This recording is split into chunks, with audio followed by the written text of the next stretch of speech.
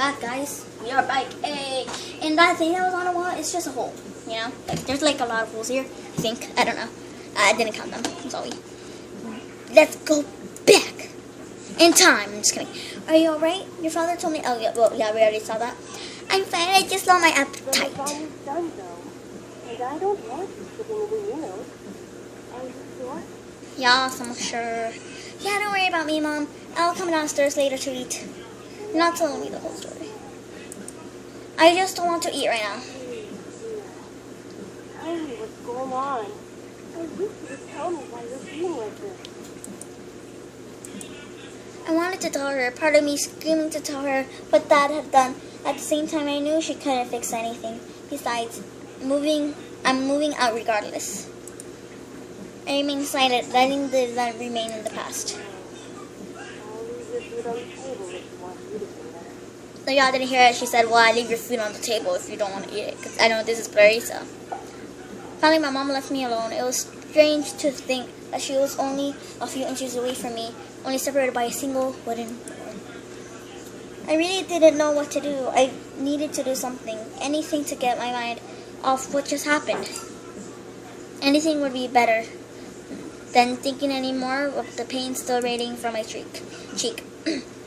I was going to move into my grandfather's house tomorrow. I should probably pack my stuff so I would be prepared for tomorrow. Yeah, that was a good idea. I should start packing. I opened the closet, whatever that word says, around for a while before I finally found 2 large bags, pulling them onto the floor on the room. I then began to empty my drawers and cabinets so I could bring down all my things with me. I didn't have much to bring other than just clothes and some toiletries. I don't know what that is. It was kind of bizarre that I didn't have many personal belongings. I wasn't getting my luggage was completely devoid of them, but I certainly didn't have many things in my room that I would miss if I suddenly left my house. I shook my head to rid of those thoughts. If it were going to be my new home, it would have to feel like it. One way or another, I was going to make it home.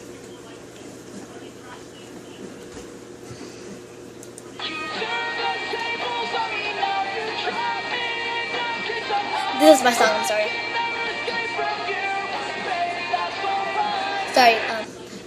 Just as I was packing my things, my cell phone began vibrating in my pocket. I slid my phone out of my pocket and answered it while slowly easing myself onto the bed. Who could possibly be calling? Hey, Anderson, you there? Is everything all right? We were worried about you, so we decided to call. Hello? I'm really glad you guys called. The voice managed to come out. What happened? Are you okay? Well, I slowly began to tell them about it.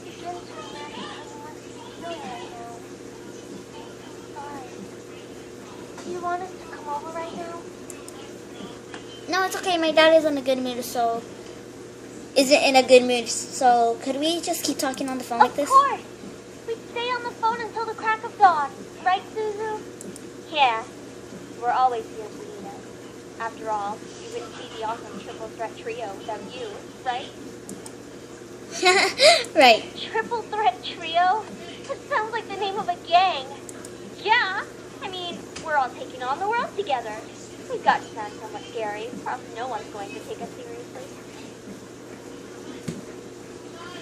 What's with you and naming things?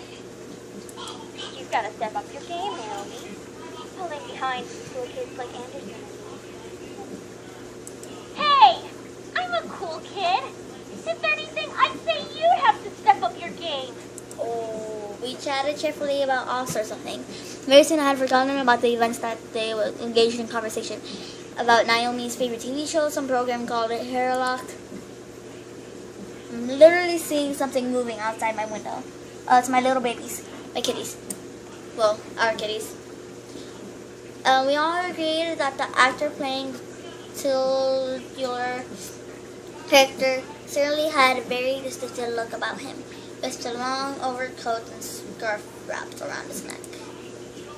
We had many disagreements about who we thought was the coolest character. Yeah, he has really high cheekbones and his eyes are pretty. So I do have to say I prefer Jadson, and as a bonus, his actor is just so sassy. I looked at the clock hanging on the wall, realizing how late it was. Whoa, it's already 1 a.m.? Sorry for keeping you guys up so late. I think I'm gonna hit the hay for tonight. See you guys at school tomorrow. I should probably shower and go to bed. I can't believe I stayed up this late to talk to my friends. But it was really nice. Well, to the bathroom I go.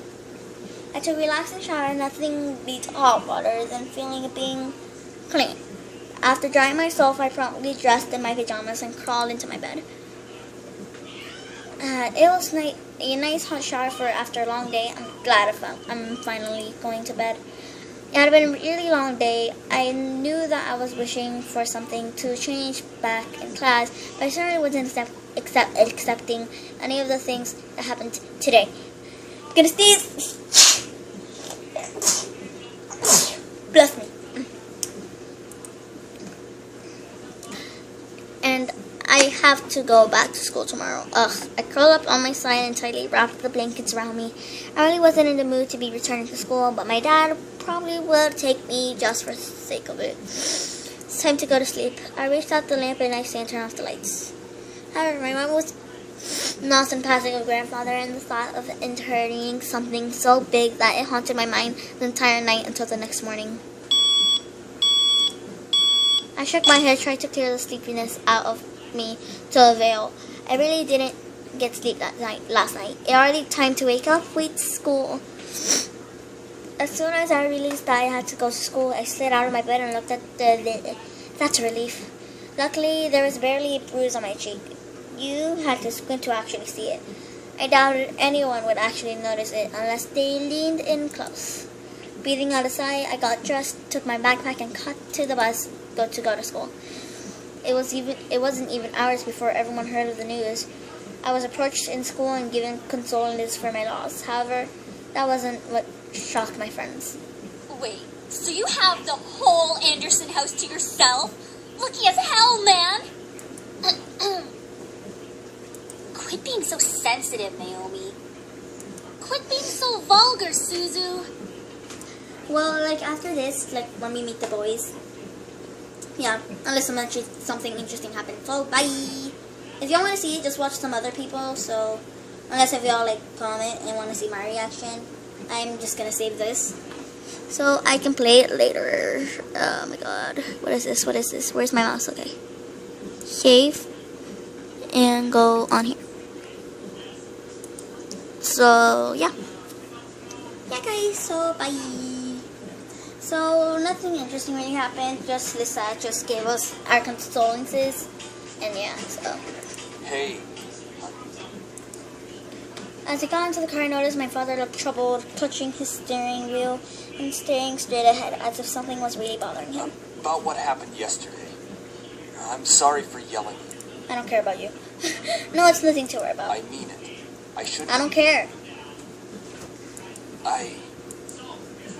Yet, he couldn't bring himself to say that he could never say to me for such a long time. I always wanted to hear those words to affirm how he really felt, but I guess even now he couldn't say it to me. I turned my head away to look at the window. There was no point in waiting for something that was never going to come. And like that, he started to drive the conversation between us ended. I decided to focus my attention to the passing scenery.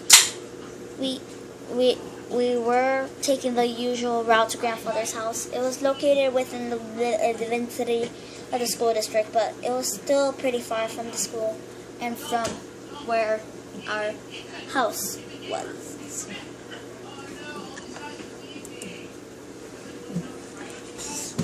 He had always lived alone and insisted on doing things by himself, even at his age, living at a large house. I wondered, did he pass away from no one at his side or as well? It sounded lonely and sad. It was strange that he decided on living alone in a large castle. If anything, he could have lived with us, though he and my father probably have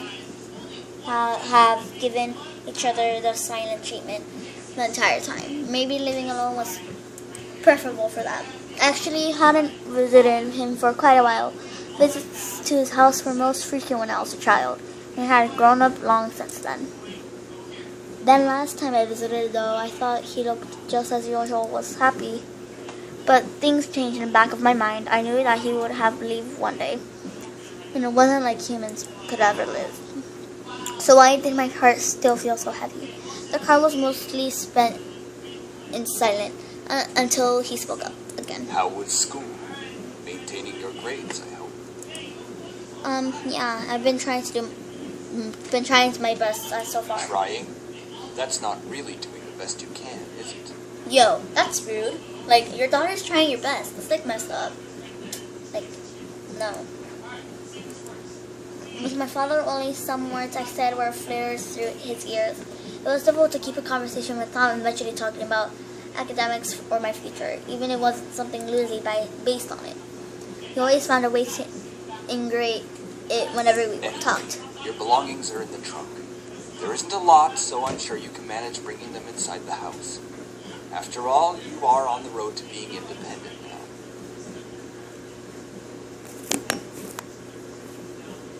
Shall we? Can't see his face, but he's actually really ugly. So yeah. Just imagine an ugly person with gray hair and a green tie. Yes, I can manage on my own. The usual silence resumed between us. I really wasn't sure what to say around him, especially when most of the time we didn't share the same opinions. One question did linger in my mind though. If he was going to justify acting so whatever, at grandfather's funeral, I had the right to at least know why. I'm gonna try again. Sorry to say that about you and We are Grandpa. not talking about this. Damn, okay. I feel like we should be, because Grandpa did leave us yesterday, I so... wouldn't care if he had left even long before that. I do not want to hear it, and that is the end of this conversation. Dang. Ooh, that must hurt. Ew. That must really hurt. As always, he managed to shut down any other form of conversation related to him. It was just what happened last time. I opened my eyes slightly, but I closed it again. It was like talking to a brick wall. It wasn't like I could have found out anything by something arguing through it. Alright then. I leaned against the car door and stared out the window. I really couldn't think what about this place be like.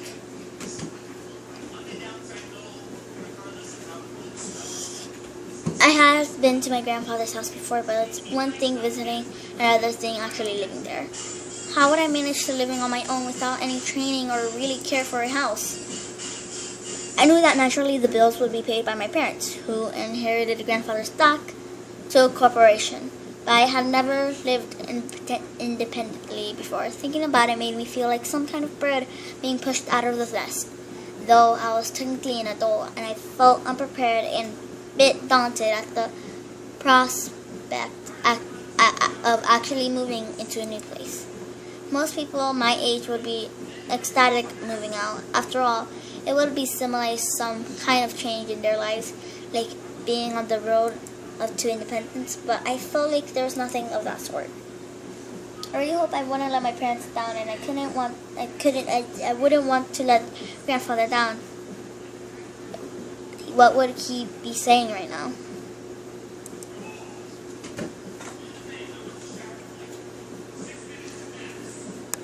Sorry I moved that. Sorry guys, I'll keep on going. Hope you like this video of Seduce Me. This is like episode 3, right? Yeah. And then after I'm done like with some stuff, I'm gonna play Yonder Simulator today or tomorrow. So yeah, hope you like this. Bye. Wait, I don't think I'm gonna do that though, because I need to learn the controls and I have to get used to it. So yeah, probably tomorrow. I'm sorry. So for now, let's just play Seduce Me until things like get interesting. You know? So yeah, bye.